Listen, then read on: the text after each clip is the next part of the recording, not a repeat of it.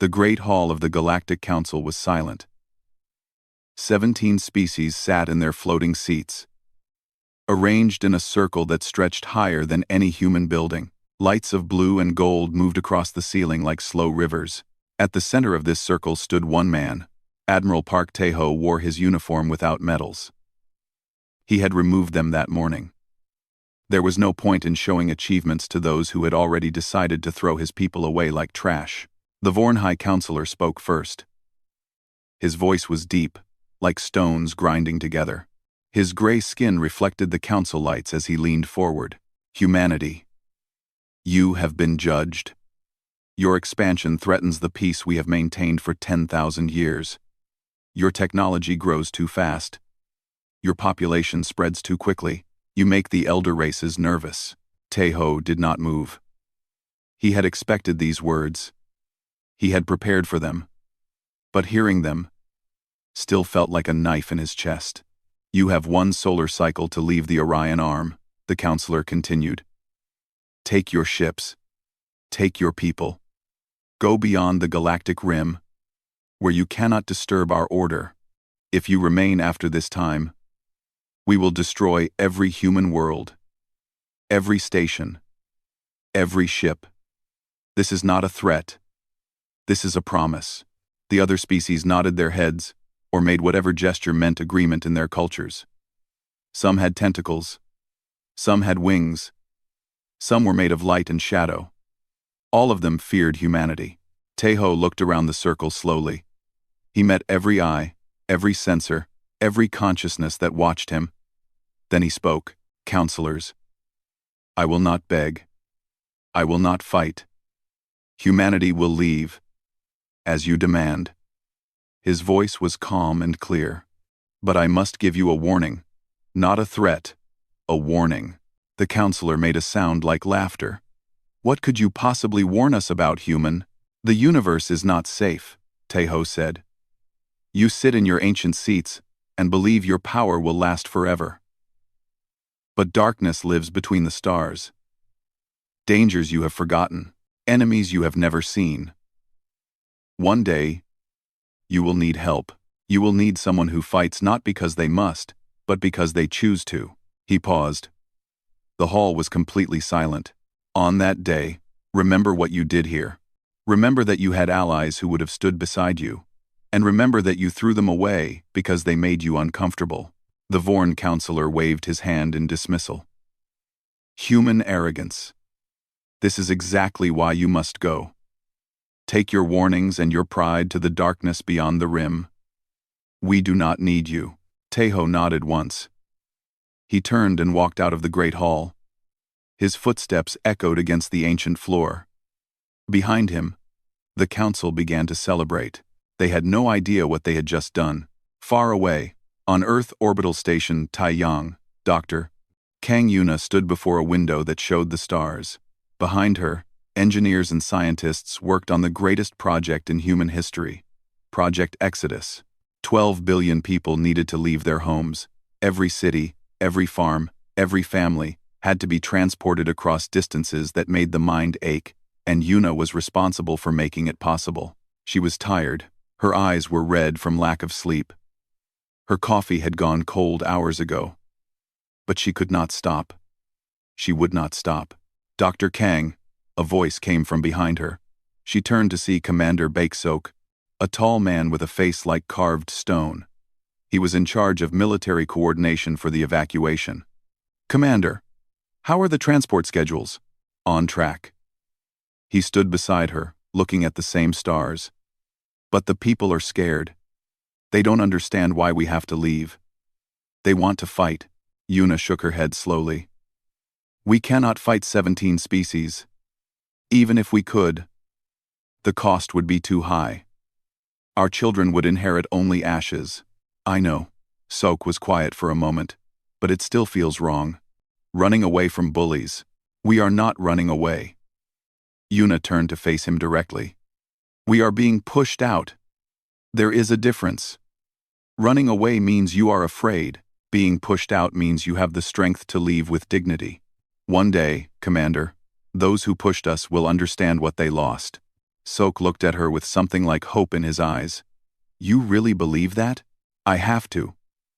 Otherwise, how can I ask 12 billion people to leave everything they know? The Ark ships were massive.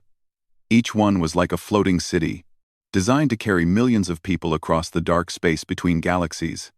They had names like Morning Star, New Dawn, Eternal Hope, and Phoenix Rising. They were humanity's future, built in desperation but designed with love. Families gathered in departure zones across Earth and its colonies. Mothers held crying children. Old people looked at trees and mountains for the last time. Young lovers held hands and wondered what their new home would look like. Admiral Taeho visited as many departure zones as he could. He shook hands. He hugged strangers. He told them that everything would be okay, even though he did not know if it was true. In one zone, a little girl tugged at his uniform. She had dark hair and bright eyes. "Mr. Admiral," she said, "will we ever come back?" Taeho knelt down so he could look at her face. He thought about lying. He thought about giving her false hope. But he had always believed in telling the truth, even when it was hard. "I don't know," he said softly. "But I promise you this. Wherever we go, we will build something beautiful. And maybe, someday, when the universe needs us, we will return." The girl smiled. It was a small smile, but it was real. On the day of departure, the sky was full of ships. Thousands of vessels rose from the surface of Earth and its colonies, joining the great Ark ships in orbit. It was the largest migration in human history, perhaps the largest migration in galactic history. Taeho stood on the bridge of the command ship, Sunrise. Around him, officers worked their stations with silent determination. Dr. Yuna was there, along with Commander Seok and dozens of others who had dedicated their lives to this moment. "All ships report ready for departure," an officer announced. Taeho nodded. He opened a communication channel that would broadcast to every human in the fleet, and to anyone else who might be listening. "This is Admiral Park Taeho. We leave now. Not because we are weak, not because we are afraid, but because we choose life over destruction. We choose the future over revenge." He paused, letting his words settle. "To the Galactic Council, I say this. We leave in peace, but the void does not forget. Neither do we. One day, you will call for help.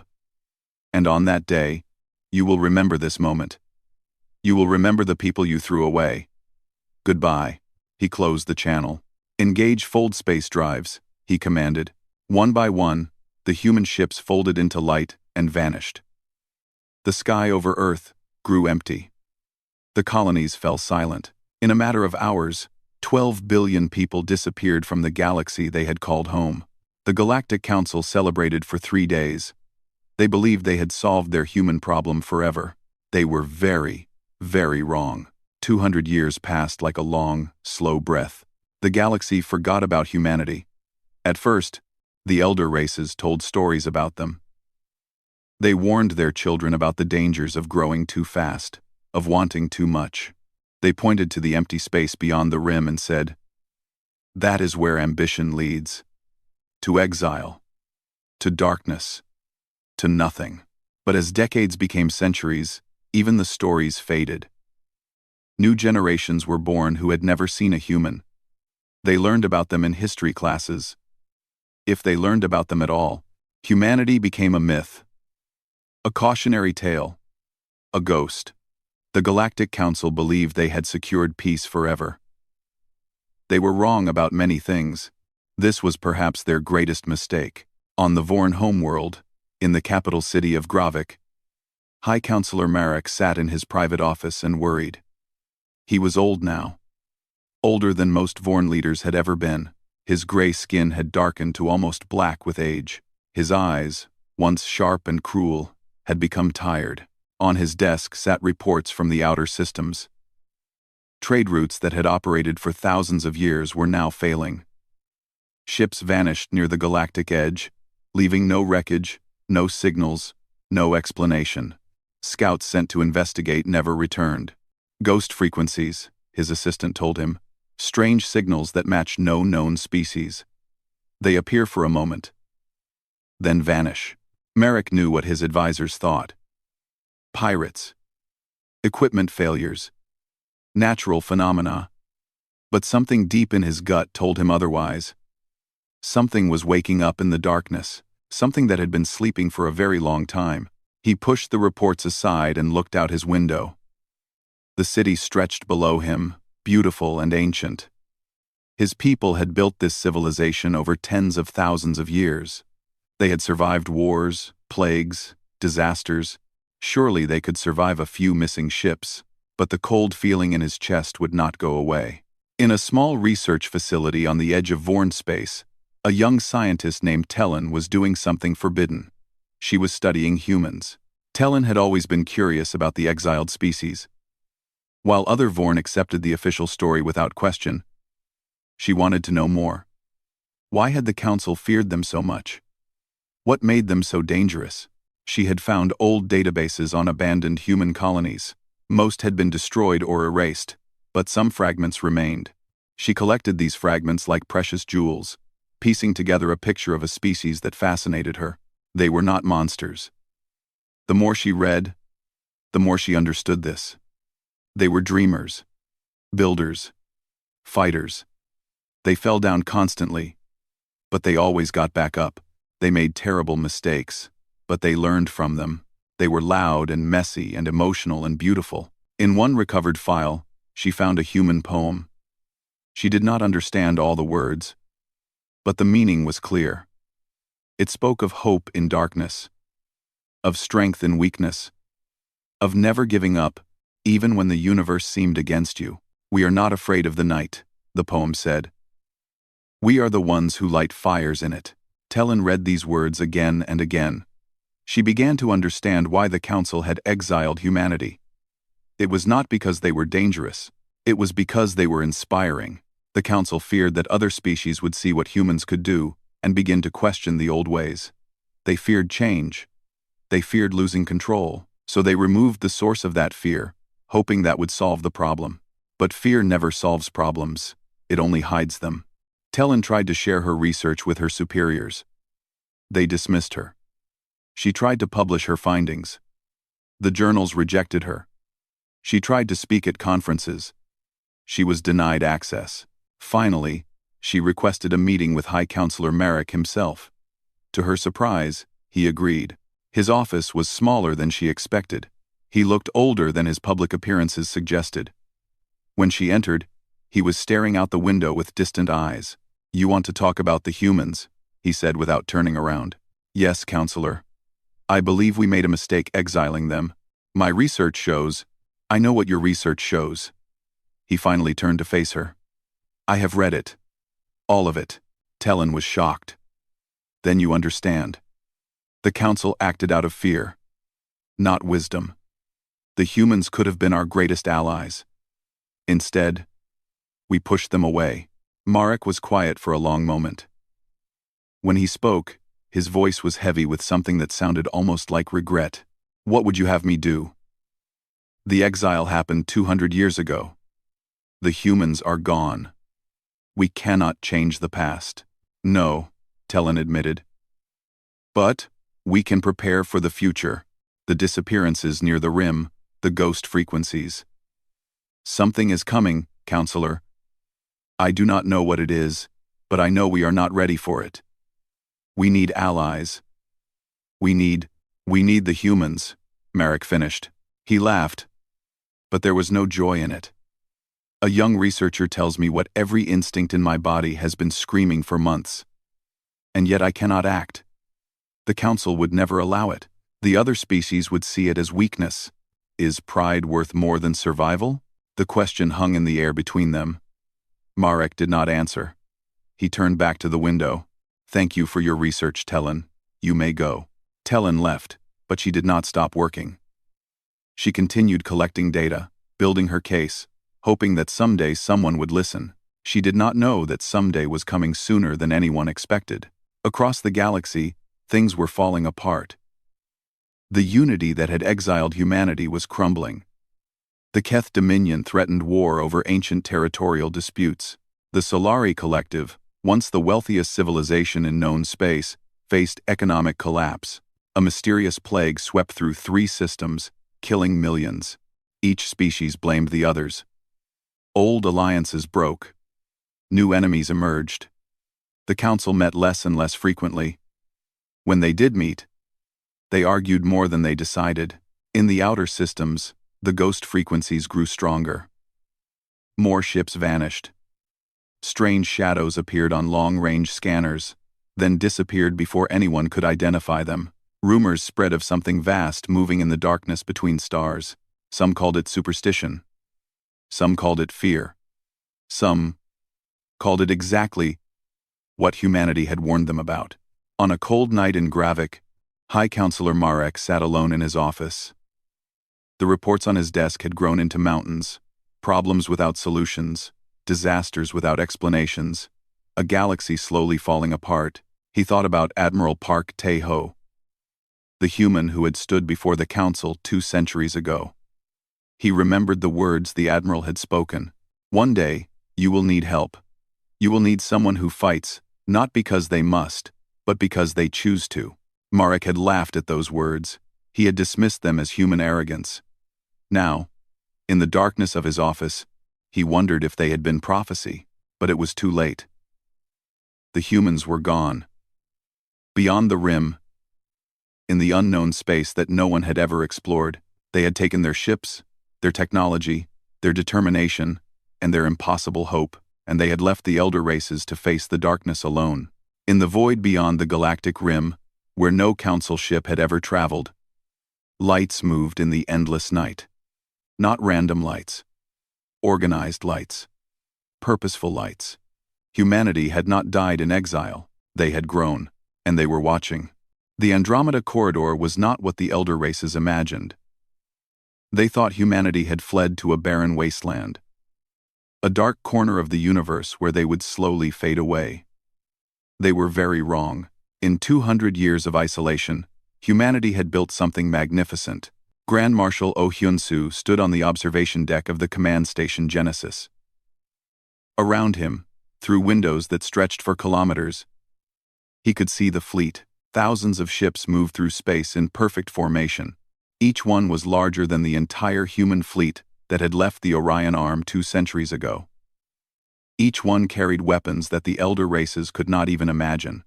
Hyun-soo was the great-grandson of Admiral Park Tae-ho. He had grown up on stories of the exile. His grandmother had been that little girl who asked Tae-ho if they would ever come back. She had never forgotten his answer. Maybe someday, when the universe needs us. That day was approaching. Hyun-soo could feel it in his bones. A door opened behind him, and Chancellor Han Da-sum entered. She was a small woman with silver hair and eyes that missed nothing.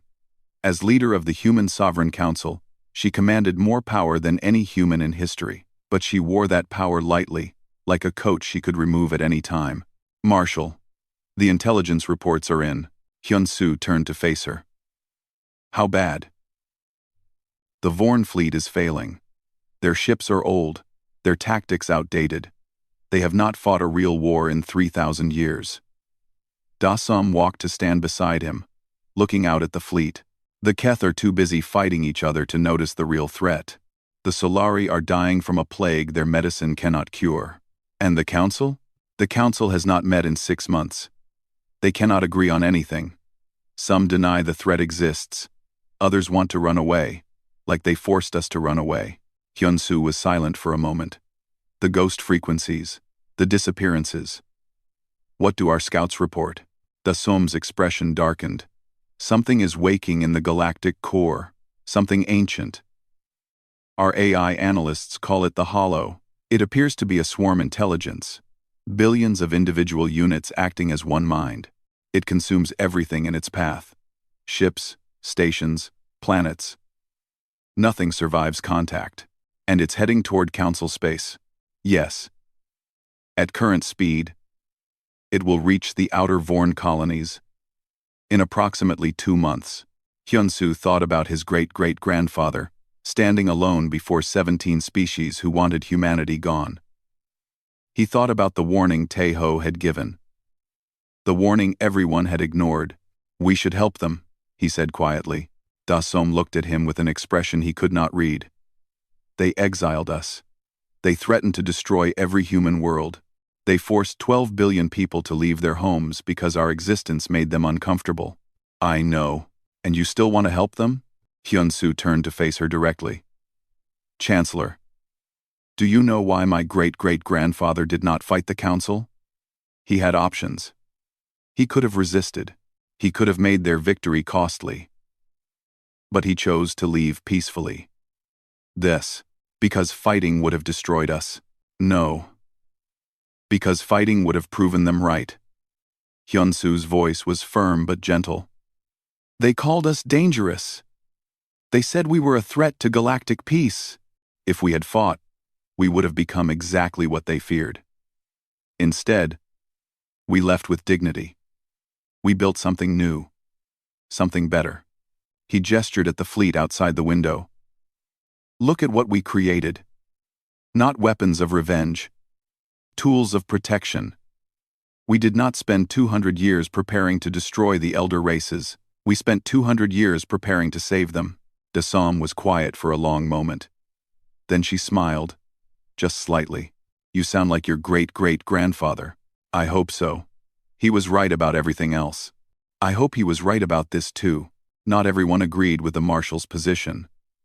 In the lower decks of Genesis, Captain Shin Ha-na was having a heated argument with Lieutenant Yoon Ki-tae. "They deserve what's coming," Ki-tae insisted. "For 200 years, they told stories about how dangerous we were. They taught their children to fear us. They erased us from their history books. Why should we risk our lives to save people who wanted us dead?" Ha-na shook her head. "Because we're better than that." "Better than what? Survival? Self-respect? Better than revenge?" Hana stepped closer, her eyes intense. "I read the same history you did, Ki-tae. The exile hurt. Our grandparents suffered. But look at what we built because of it. We became stronger, smarter, more united. If they hadn't pushed us away, would we have achieved any of this?" Ki-tae did not answer. "The Hollow doesn't care about old grudges," Hana continued. "It will eat the Vorn, and the Keth, and the Solari. And then it will come for us. We can fight it alone, and maybe survive. Or we can help the elder races fight it together, and definitely survive. The math is simple. It's not about math. It's about justice." "Justice?" Hana laughed. But it was not a cruel laugh. "You think letting billions of people die is justice? Children who never voted to exile us? Scientists who never held weapons? Farmers and teachers and artists who never did anything wrong except be born in the wrong civilization?" Ki-tae looked away. When he spoke again, his voice was smaller. "I just want them to understand what they did to us." "They will." Hana put a hand on his shoulder. "When we show up to save them, when we fight and bleed for people who wanted us gone, they will understand exactly who we are, and that understanding will hurt them more than any revenge ever could." 3 days later, Chancellor Dasom called an emergency session of the Sovereign Council. Representatives from every human colony, every fleet division, every research station connected through instant communication networks that spanned the Andromeda corridor. "You have all seen the intelligence reports," Dasom began. "The Hollow is coming. The elder races cannot stop it. They probably cannot even slow it down. If we do nothing, they will be destroyed." The chamber was silent. "I will not pretend this is an easy decision. Many of you have families who remember the exile. Many of you have read the histories, felt the anger, asked why we should care about people who did not care about us." She paused, looking around the chamber. "But I ask you to consider something else. What kind of people do we want to be? Do we want to be defined by what was done to us? Or do we want to be defined by what we choose to do?" An old man stood up. His name was Park Jin-woo, and he was the last living person who had been present at the original exile. He was over 230 years old, kept alive by technology that the elder races could not dream of. "I was there," he said, his voice thin but clear. I stood in the departure zone and watched the sky fill with ships. I watched my mother cry as we left the only home she had ever known. I carried that pain for 200 years. The chamber was absolutely silent. But I also remember what Admiral Tejo said before we left. He said the void does not forget. Neither do we. The old man smiled. I have not forgotten the exile. I never will. But I have also not forgotten who we are. We are humans. We build. We protect. We hope. If we let the elder races die when we could save them, we become something else. Something smaller. Something less. He looked directly at Chancellor Dossum. I vote to help them. Not because they deserve it, but because we deserve to be the kind of people who help anyway. The vote was called. It was not unanimous. Some could not let go of old anger. Some believed the risk was too high. But the majority agreed. Humanity would return to the galaxy they had left 2 centuries ago, not as conquerors, not as avengers, as saviors. Grand Marshal Hyun Soo began preparing the first sovereign fleet for departure. 1,000 capital ships, each crewed by humans and AI working in perfect partnership, weapons that could crack planets or heal ecosystems, technology 200 years more advanced than anything the elder races possessed. On the bridge of the flagship Morning Star, Captain Shin Hana watched the fleet assemble. Behind her, Lieutenant Ki Tae worked his station in silence. Still angry? She asked without turning around. A little, he admitted, but mostly scared. Good. Fear keeps us sharp. She turned to face him. When we get there, they're going to look at us like we're ghosts. Like we're monsters. They're going to be afraid. I know. Our job is to show them they were wrong. Not through words, through actions. Every life we save, every ship we protect, every battle we win for them. That's how we prove who we really are. Kite nodded slowly. My grandmother used to say that revenge is a poison. You drink it hoping your enemy will die. Smart woman. She was. He paused. She also said that mercy is the hardest kind of strength. I think I'm finally starting to understand what she meant. The first sovereign fleet completed its assembly. 1,000 ships hung in the darkness of the Andromeda Corridor. Their lights like a new constellation. Grand Marshal Hyun Soo opened a channel to all ships. 200 years ago, our ancestors left the galaxy they loved. They were told they were dangerous. They were told they were unwanted. They were told to go away and never come back. He paused, letting the weight of history fill the silence. Today, we go back. Not because anyone asked us to. Not because anyone deserves our help. But because this is who we are. We are humans. We do not abandon people in need, even people who abandoned us. We do not watch civilizations burn when we have the power to stop the fire. He looked at the stars that would soon give way to the familiar light of the Milky Way. Prepare for fold space transition. We have a galaxy to save. The ships folded into light. And the universe changed forever. The hollow came from the galactic core like a tide of darkness. Billions of individual units, each one the size of a small moon, moving as one vast mind. They did not negotiate. They did not threaten. They simply consumed everything in their path. The Vorn were the first to fall. High Counselor Marek watched from his command bunker as the reports came in. 3 outer colonies gone in a single day. Their defense fleets had been powerful, battle-tested over thousands of years of small conflicts. Against the Hollow, they lasted less than an hour. We cannot stop them, his military commander said, his voice breaking. Our weapons do nothing. Every ship we lose becomes part of their swarm. They grow stronger with every battle. Marek closed his eyes. He had spent his entire life believing in the power of the Vorn Empire. He had mocked humanity for their arrogance. He had celebrated their exile. Now, watching his civilization crumble, he understood how foolish he had been. Send a message, he ordered. All frequencies. Every language. Let everyone know what is coming. Offer to read. Offer to read. Offer to read. The message went out across the galaxy.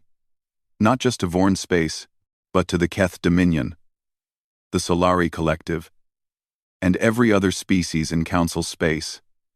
It was a desperate plea, a confession, and a final warning. To any who can hear this, we face extinction.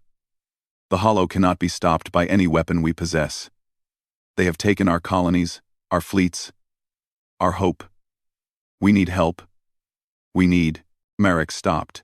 His throat tightened around the word he could not bring himself to say. In the control room behind him, researcher Tellen finished the sentence in a whisper. We need the humans. Far away, beyond the galactic rim, the message reached the first sovereign fleet through relay technology the Vorn did not even know existed. Chancellor Han Da-som listened to the recording, with Grand Marshal Oh Hyun-soo and Captain Shin Ha-na. They still cannot say our name, Ha-na observed. 200 years of calling us monsters will do that, Hyun-soo replied. He turned to Da-som. Chancellor, what are your orders? Da-som did not hesitate. We go. Now. Maximum speed. The fleet had been traveling through fold space for 3 days. At current speed, they would reach Council space in another week.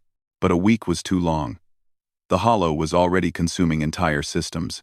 Tell all ships to increase fold intensity by 200%, Da-som commanded. We will arrive in 18 hours. Chancellor, that level of intensity has never been tested. The strain on our reactors will hold. Our engineers built them to handle worse. She looked at the recording of Marek's plea. Still playing on repeat. 18 hours. Not a minute longer. The order went out. 1,000 ships pushed their drives beyond any limit they had reached before. The void between galaxies screamed around them. Reality bending under the force of human technology. In the heart of Council space, the Hollow continued its advance. The Keth Dominion, once proud and aggressive, fell silent as their fortress worlds were consumed. The Solari Collective, known for their elegant ships and superior technology, watched in horror as those ships were torn apart like paper. Species that had existed for millions of years were erased in days. High Counselor Marek ordered the evacuation of the Vorn homeworld. Millions of civilians crowded into transport ships, fleeing toward the galactic edge, hoping to find safety in the void. But there was no safety. There was nowhere to run. Counselor. An aide approached him with trembling hands. Our long-range sensors have detected something. More hollow? No, sir. Something else. Coming from beyond the rim. Coming fast. Marek felt a chill run down his spine. In all the chaos, he had almost forgotten his message. He had almost forgotten the species he had begged for help. How many ships? The aide checked his display. His face went pale. 1,000, sir. Capital class. Each one larger than anything in our fleet. They will arrive in 6 minutes. 6 minutes. Marek did not know if he wanted to laugh or cry. The hollow swarm had reached the inner Vorn colonies when reality tore open around it. Light exploded across space as 1,000 human ships emerged from fold space simultaneously. Each vessel was the size of a small moon, armed with weapons that glowed with energies no elder race had ever seen. At the center of the formation, the flagship Morning Star led the charge. On the bridge, Grand Marshal Hyun-soo assessed the situation with cold precision. The hollow swarm numbered in the billions. It filled space like a cloud of black insects. Each individual unit covered in sensors and weapons, and harvesting tools designed to tear ships apart and absorb their materials. All ships, this is the Marshal. Form defensive sphere around remaining Vorn positions. Engage the enemy at maximum range. Do not let them reach the civilian transports. 1,000 confirmations came back instantly. The human AI battle minds coordinated maneuvers that organic commanders could not conceive. Ships moved through space like dancers, weaving patterns of destruction that the Hollow had never encountered. The first wave of human weapons hit the swarm like hammers striking glass. The Hollow did not scream. They did not retreat. They simply adjusted, learning from each attack, adapting their formations. But humans had been fighting adaptive enemies since the first wars on their homeworld. They knew how to break patterns. They knew how to surprise. "Deploy the solar lances," Hyun-soo ordered. From the largest human ships, beams of concentrated stellar energy reached out across the void. Each beam carried the power of a small star, focused to a point finer than a needle. Hollow units that touched these beams did not explode. They vaporized, leaving nothing behind to be absorbed or rebuilt. The swarm faltered. For the first time in its ancient existence, it encountered weapons it could not counter. But the Hollow were old. Older than the Vorn. Older than any species in the Council. They had consumed civilizations before. They adapted. New units emerged from the core of the swarm. Larger units, shielded against the solar lances. They pushed forward through the human lines, targeting the weakest points in the defensive formation. On the Morning Star, Captain Hana coordinated emergency repairs, while Lieutenant Kite monitored the battle from his tactical station. "They're learning too fast," Kite reported. "Our adaptive algorithms are staying ahead. But the margin is shrinking. If this goes on much longer." "It won't." Hana's voice was steady. "The Marshal has a plan. He always has a plan." On the flagship, Hyun-soo watched the swarm adapt to each new weapon. He had expected this. The Hollow were ancient and clever. Conventional tactics would not work forever, but humans had never been good at conventional tactics. "All ships, cease fire and retreat to secondary positions." The order shocked everyone. Human ships pulled back, leaving gaps in the defensive line. The Hollow surged forward, sensing victory. "Marshal," Chancellor Da-sum spoke from her position on the command deck. "I trust you know what you're doing." "I do, Chancellor." "Watch." The Hollow swarm poured through the gaps in the human formation. They rushed toward the Vorn homeworld, toward the defenseless transports, toward what they thought was easy prey. They did not notice the web of energy satellites that human ships had deployed during the retreat. Thousands of small devices, floating in the void, connected by invisible threads of power. Hyun-soo pressed a single button. The web activated. A sphere of energy surrounded the Hollow swarm, trapping them in a cage of fire and lightning.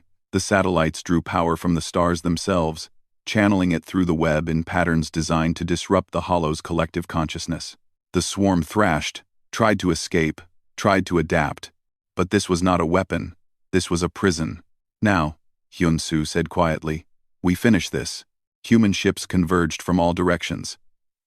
Solar lances fired through the gaps in the web, destroying trapped Hollow units by the millions. AI battle mines identified the nodes of the swarm's collective consciousness and targeted them with surgical precision. The battle lasted 3 days. 3 days of constant fighting, of desperate maneuvers, of losses and victories and moments when everything hung by a thread. Human ships were damaged. Some were destroyed. Hundreds of crew members gave their lives to hold the line. But in the end, the Hollow fell.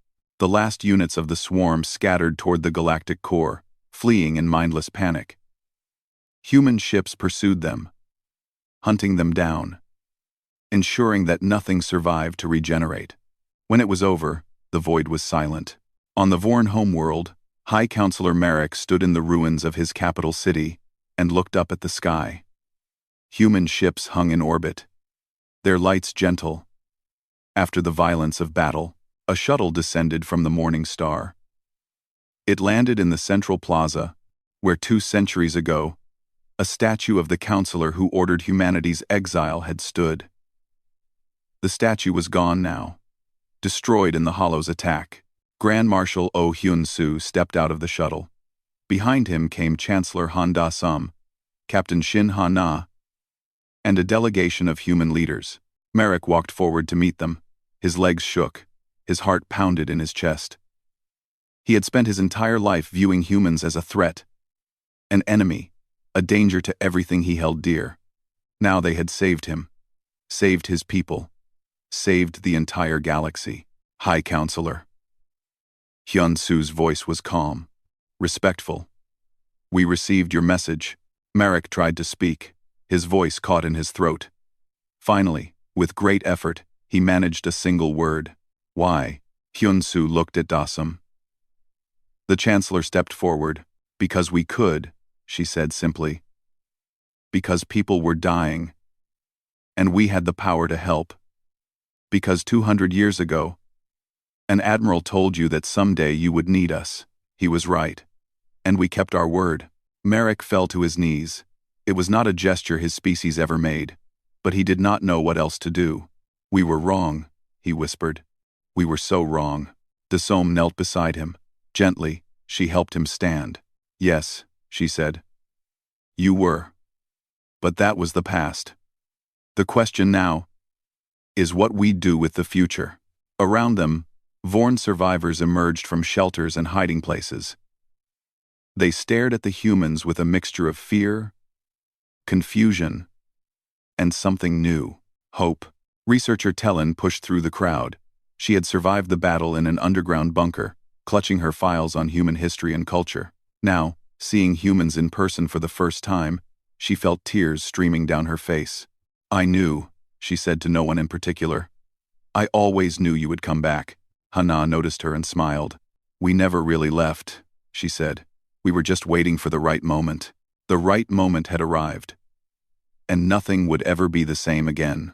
1 year after the Hollow War, the galaxy was a different place. The Great Hall of the Galactic Council had been rebuilt. It was larger now, with more seats, more lights, more hope. Representatives from 17 species filled the floating platforms, just as they had 2 centuries ago. But the arrangement was different. The atmosphere was different. Everything had changed. Chancellor Han Da-sum sat at the center of the circle, not elevated above the others, but among them. She had refused any position of dominance. Humanity had not saved the galaxy to become its masters. They had saved it to become its partners. Around her, the survivors of the Hollow War told their stories. The Vorn spoke of cities burned and rebuilt. The Keth described fortresses that fell and rose again. The Solari shared tales of the plague that had nearly destroyed them, and the human doctors who had cured it in weeks, using technology the Solari could not understand. High Counselor Merrick rose to speak. He was thin now, aged beyond his years by the weight of everything he had witnessed, but his voice was strong. 200 years ago, this council made a decision. We looked at humanity and saw a threat. We saw their ambition, their growth, their refusal to accept limits. We feared what they might become, so we forced them to leave. He paused, looking around the circle at the faces of every species. We told ourselves we were protecting peace. We told ourselves we were securing the future. We told ourselves many lies. The truth is simpler. We were afraid. We were afraid of change. We were afraid of being surpassed. We were afraid of losing control. His eyes found the human delegation, and in our fear, we made the greatest mistake in galactic history. We threw away the one species that could have helped us face the darkness. We exiled our future saviors. The hall was completely silent. When the Hollow came, we had no allies. Our ancient fleets crumbled. Our proud civilizations burned. Billions died because we were too stubborn, too proud, too afraid to ask for help. And yet, when we finally did ask, when we finally admitted our failure, the humans came. They did not hesitate. They did not demand payment. They did not seek revenge. They simply came, and they fought, and they saved us. Merrick walked slowly toward Dasum. His old legs trembled with each step. When he reached her, he did something no Vorn leader had ever done before.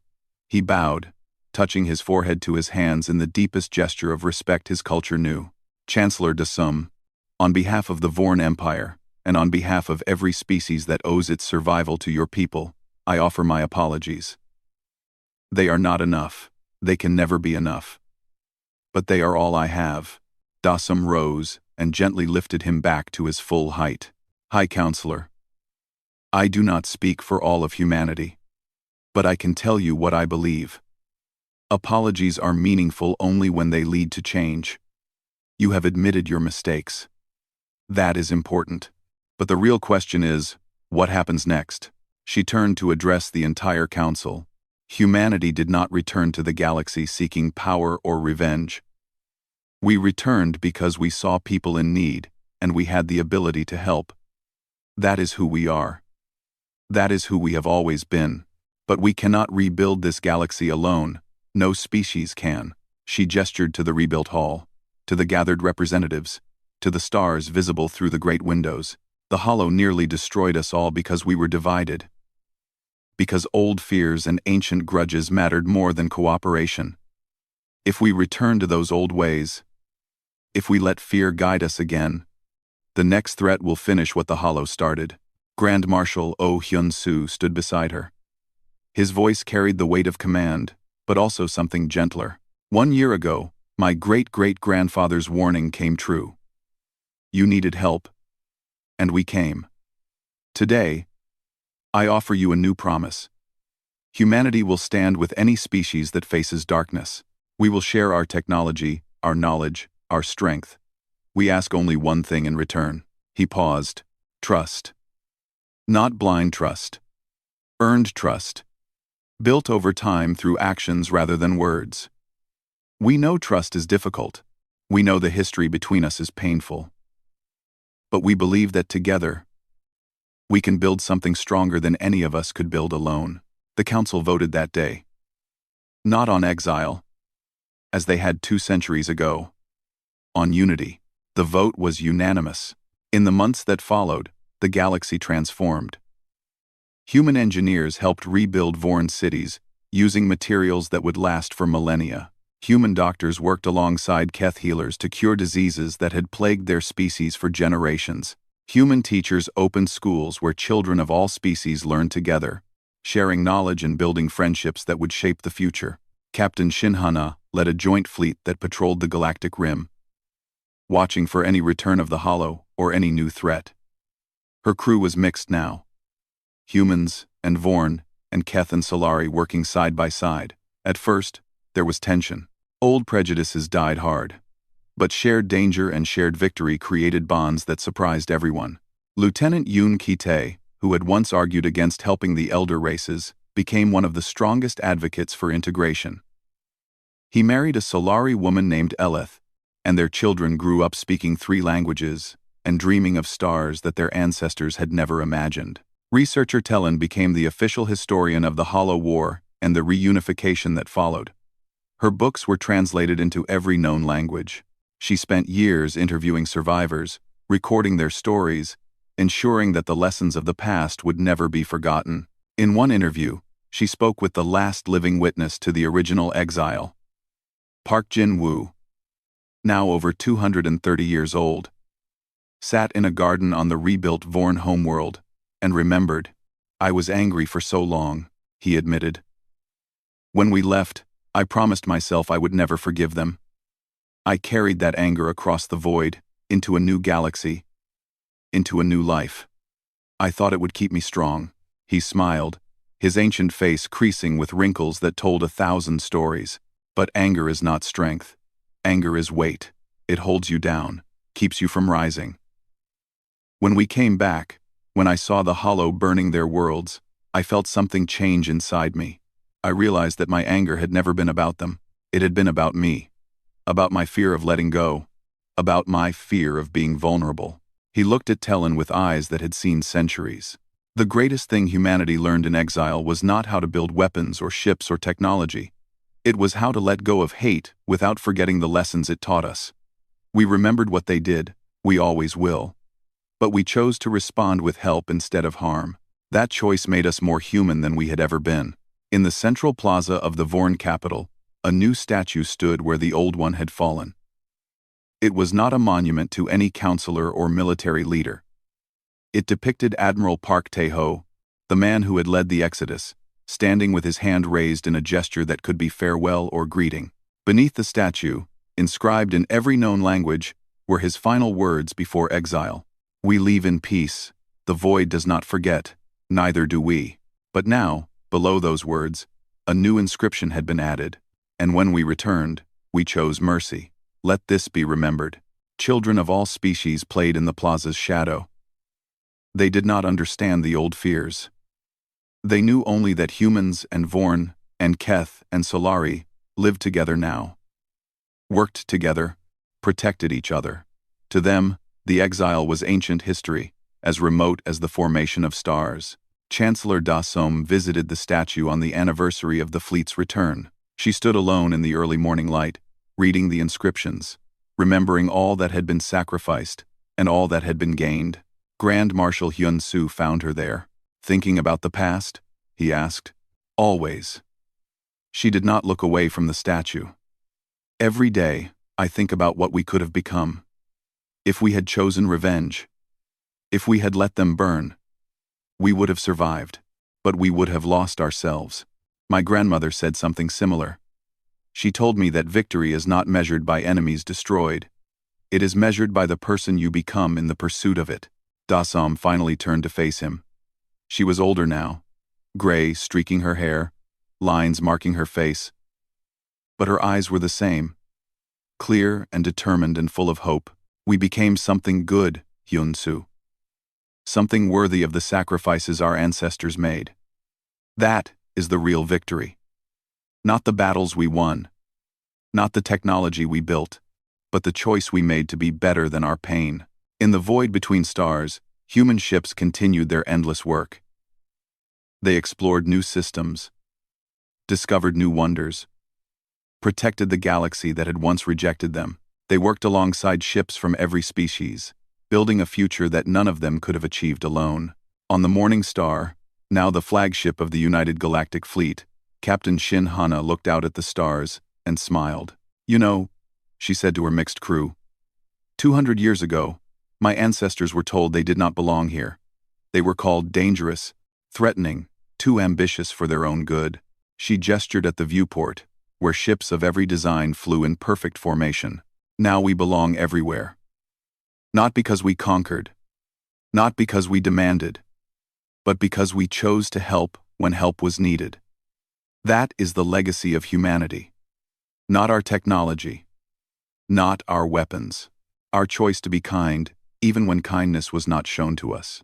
The crew, human and alien alike, nodded in understanding. Far away, on the rebuilt Earth orbital station Taeyang, a new generation of humans prepared for the future. They learned the history of the exile, the long silence, the return.